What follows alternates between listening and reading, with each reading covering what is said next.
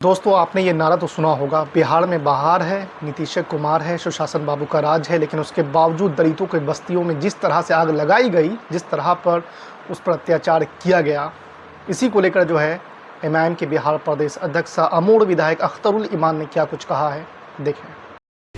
नवादा में जिस तरह रात भर गोलियां चली हैं, गरीबों के घर जलाए गए हैं, गरीबों के घर उजाड़े गए हैं, दलितों के इज्जत और आबरू से खिलवाड़ हुआ है, ये दरअसल बिहार के नीतीश कुमार के कुशासन की सबसे बड़ी नजीर है। लॉ एंड ऑर्डर चुस्त और दुरुस्त रखने का दावा करने वाले वजीर आला को कौम के सामने में माफी मांगनी चाहिए कि उनके राज्य में दलितों की इज्जत आबरू, उनका घर मकान जान सलामत नहीं है और जो कुछ वहां है उससे राज्य का सर शर्म से झुक गया है। और यही वजह है कि बढ़ते हुए क्राइम के ग्राफ की वजह से न जाने पुलिस के पदाधिकारियों पर कितना दबाव हुकूमत का, और न जाने क्यों इतने क्रिमिनल्स को छूट दिए हुए हैं कि पुलिस के अच्छे अच्छे ऑफिसर अब बिहार सरकार के तहत रहने के लिए तैयार नहीं है ना।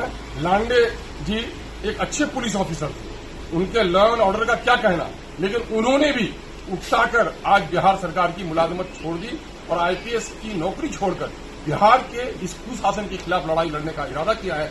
इससे बढ़कर क्या सबूत हो सकता है। बिहार में दलितों का और खास करके अकलियतों के जान और माल के बारे में बड़ा सवाल खड़ा हो गया है। अभी समस्तीपुर से खबर आई है कि एक 16 साल की लड़की, और उसका लगता है ऐसा उसके जिस्म से कि उसके जिस्म को काटा गया है, नोचा गया है, उसके साथ लगता है कि बलात्कार हुआ है। लेकिन पुलिस आखिर क्यों मैनेज है कि जल्दबाजी में आज के दिन में जो साइंस वाला है, फॉरेंसिक डिपार्टमेंट के लोगों को आना चाहिए था, फॉरेंसिक के लोगों को, और उसके बाद देखना चाहिए था कि इनके हाथ के निशान है कैसे है। जल्दी में उसका पोस्टमार्टम कराया जा रहा है और नतीजा ये हो रहा है कि उसका लगता ऐसा है कि उसके साथ बलात्कार हुआ है, लेकिन पुलिस वाले कह रहे हैं कि डूब के मर गए। अभी जब पोस्टमार्टम की रिपोर्ट भी नहीं आई है तो लगता है एक शक की सुई वहां भी जाती है कि उस लड़की के साथ कहीं न कहीं अनहोनी हुई है।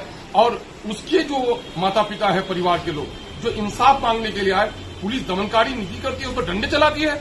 क्या इस मुल्क में इज्जत और आबरू के साथ जीना और इज्जत और आबरू की लड़ाई लड़ना भी पाप हो गया है? यकीनन है कि नीतीश कुमार जी के राज में ये सारे नंगे नाच हो रहे हैं। जनता को इसके खिलाफ उठना चाहिए। एमआईएम सरकार की निंदा करती है, इन तमाम दोनों मामले में उचित कार्रवाई करने की मुतालबा करती है, और जिन पुलिस अहलकारों की लापरवाही के नतीजे में, साजिश के नतीजे में ये सारे घृणित मामला हो रहे हैं, उसको नौकरी से मुअत्तल करने का ये मुतालबा है।